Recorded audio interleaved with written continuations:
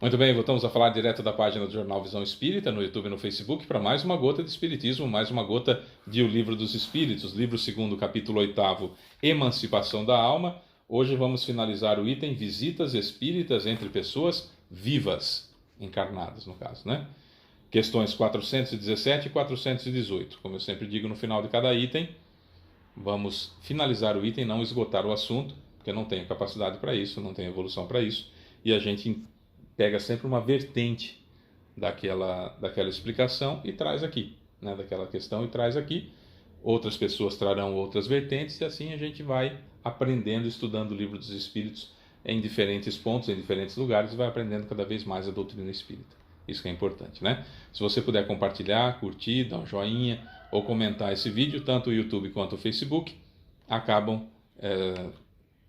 sugerindo para outras pessoas e a doutrina espírita vai sendo divulgada e você ajuda e não te custa nada. A gente não ganha nada com isso, tá? É só mesmo para a divulgação da doutrina espírita. Questão 417.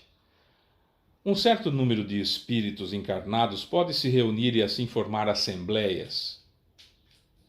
Resposta: sem nenhuma dúvida. Os laços de amizade, antigos ou novos, reúnem frequentemente diversos espíritos felizes de estar juntos. Eu dizia no final do vídeo anterior, no vídeo de ontem, justamente isso. Eu sempre vou procurar estar com quem eu gosto e gosta de mim. Aqui encarnado, a gente convive com quem a gente não gosta, convive com quem a gente tem problema, convive com quem a gente precisa se reharmonizar, convive até com inimigos, às vezes, embaixo do mesmo teto, mas tudo isso em prol da nossa evolução. E aí a carne, o nosso corpo, impede que a gente sinta na totalidade aquilo que o outro sente por mim e que o outro sinta na totalidade aquilo que eu sinto por ele. No plano espiritual, quer eu esteja no plano espiritual porque estou desencarnado, quer eu esteja no plano espiritual porque meu corpo dormiu, que a situação é a mesma, eu não tenho como disfarçar nada disso e não tenho como não sentir o que o outro sente por mim. Por isso, a gente naturalmente se reúne entre pessoas que se gostam. Então pode acontecer de um pai e um filho, mãe e filha, enfim, né, pais e filhos, que não se dão de jeito nenhum, que estão numa encarnação única e exclusivamente para reharmonização, saírem do corpo e sequer se verem. Cada um vai para um canto, o filho vai para o grupo de espíritos que ele se afiniza, os pais vão para o grupo de espíritos que se afinizam. Inclusive, os pais podem estar em lugares diferentes, porque apenas se suportam ou convivem.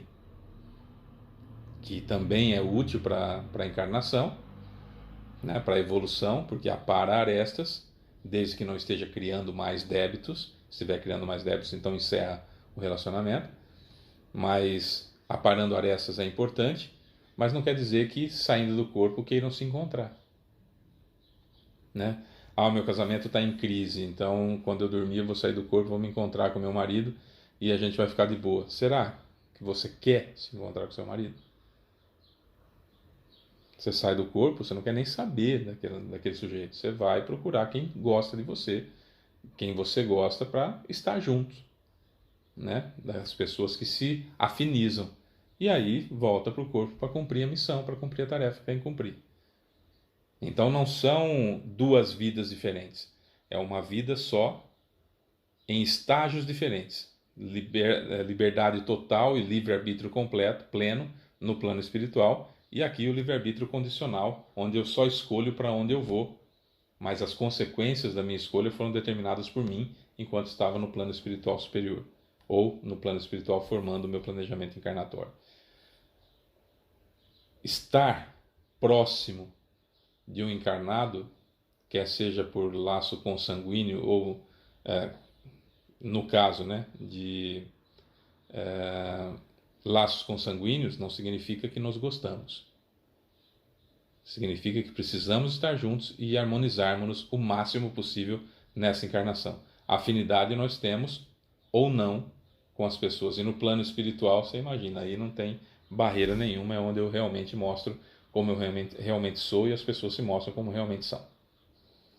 418. Não, tem uma frasezinha de Kardec primeiro.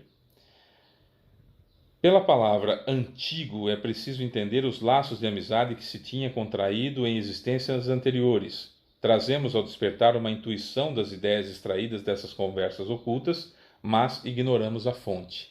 Isso aqui no contato é um itemzinho do contato que nós temos com pessoas fora do corpo, que estamos felizes por encontrarmos-nos com elas e temos a impressão de que vai dar certo, ou temos a impressão de um perigo, ou temos a impressão de algo que não vai bem, que eu tenho que me acautelar. Tudo isso eu acordo com essa impressão, não necessariamente me lembrando dos contatos que tive com outras pessoas. Eu tenho um amigo irmão ou uma amiga irmã daquelas assim, 1 milhão de vezes mais forte e estreito laço do que entre mãe e filho, com o fulano de tal, e o fulano de tal está encarnado lá no Japão e eu aqui no Brasil. Então vai ser complicado nos encontrarmos porque tem 12 horas de diferença na hora de dormir, né? Então vamos ter que nos encontrar num determinado momento, quando um dormir até mais tarde, enfim, né? E aí saiu do corpo e eu vou me encontrar. Poxa vida, que saudade que eu tava de você e tal, tal. Vou me lembrar dessa pessoa? Não, porque eu não conheço essa pessoa aqui encarnada. Não tem esse registro no meu cérebro. Mas eu vou acordar contente e, né, com a mesma sensação que a gente tem quando encontra um velho amigo que a gente não via há muito tempo e que é uma pessoa muito importante pra gente. Que a gente conheceu encarnado, a gente, né, acorda legal, poxa vida, me encontrei com fulano de tal, ainda gosto dele, ainda ele gosta de mim, que bom, bacana, tá, tá. É a mesma sensação, embora não nos lembremos das pessoas. Porque fora do corpo estamos perto de quem é afim conosco e longe de quem não é afim conosco. Encarnado, via de regra, nós estamos perto de quem a gente não tem afinidade, para criar afinidade ou para aparar as arestas de vidas anteriores. Fazer o quê? 418. Uma pessoa acreditando que um de seus amigos estivesse morto ao passo que ele não estava, poderia encontrar-se com ele em espírito e assim saber que está vivo? Poderia, nesse caso, ter a intuição ao despertar?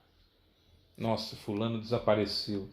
Vi no Facebook que veio lá, vi no YouTube, vi sei lá onde, numa rede social qualquer, desaparecido. Fulano de tal está desaparecido. Meu Deus, será que está morto? Será que não está morto?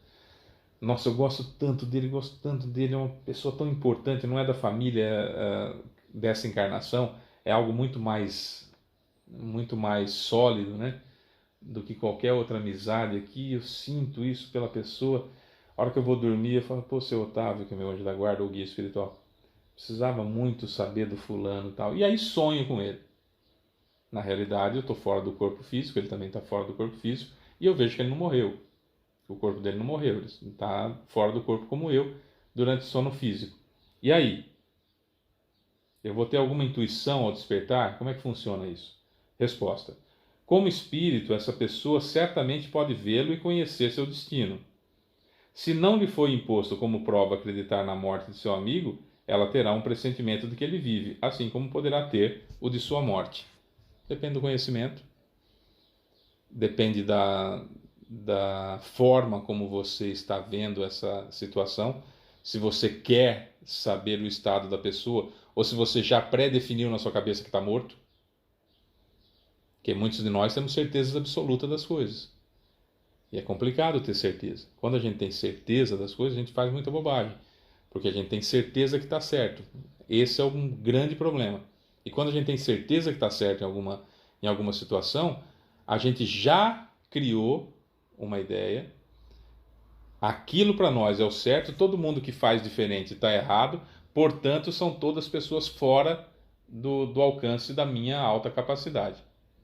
Só eu sei o que é o certo. Aí não adianta, se eu for dormir com essa ideia, por mais que eu tenha visto que o sujeito está vivo, se eu fui dormir com a ideia de que ele morreu, eu acordo e ainda vou ligar para a família, falar assim, ó, sonhei com a pessoa e vi ele morreu, viu? Por isso que a gente fala, médium vidente, primeira providência a ser tomada é cala a boca. Não fala o que você está vendo.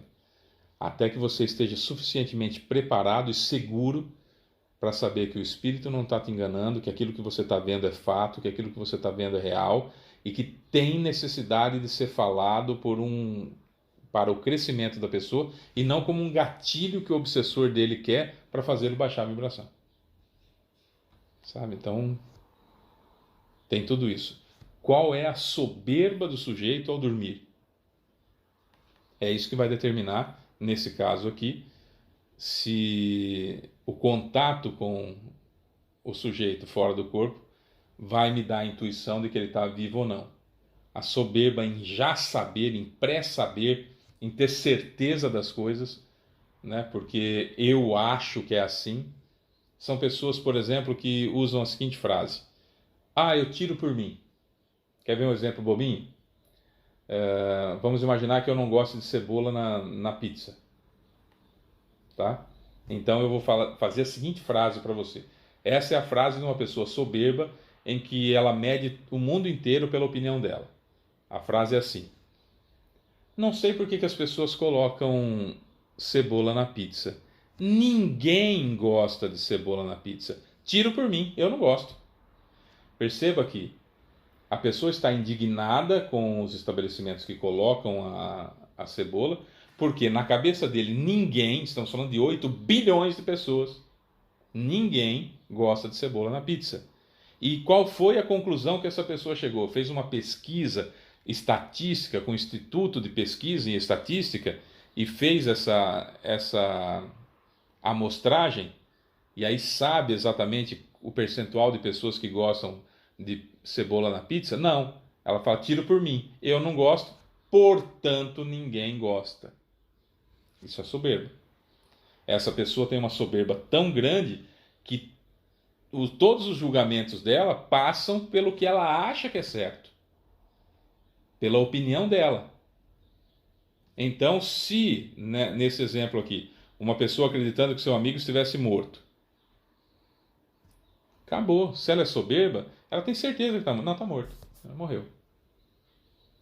Vai sair do corpo com essa soberba, e mesmo que encontre a pessoa, o sujeito fala assim: ó, eu não morri, viu? Eu estou vivo. Eu só estou em outro lugar, estou desaparecido para eles lá.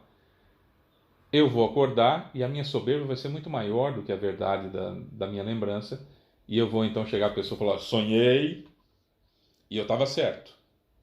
Morreu. Não saiu do corpo para buscar uma informação, saiu do corpo já do jeito que é, com a soberba toda à frente. É a pior doença que nós temos no século XXI, chama-se soberba. É aí que mora todo o mal, inclusive a soberba dos pais dessa nova geração de agora, em achar que eles sabem educar filhos, e não os pais que os educaram, que pela primeira vez na história da humanidade nós temos uma geração mais estúpida que a geração anterior. Até então, toda geração é sempre mais inteligente que a dos pais. Essa é a primeira geração mais estúpida do que os pais. Por quê? Porque os soberbos que estão gerando esses filhos agora acham que tiveram uma educação ruim, que os pais não sabem nada, que eles é que sabem absolutamente tudo. E aí, então, estão gerando esse tipo de pessoa que vai ter muito problema e vai dar muito problema para a humanidade nas próximas décadas. É isso. Soberba é o mal do século. Bom, amanhã a gente vai falar sobre transmissão oculta do pensamento. Isso aqui é muito bacana.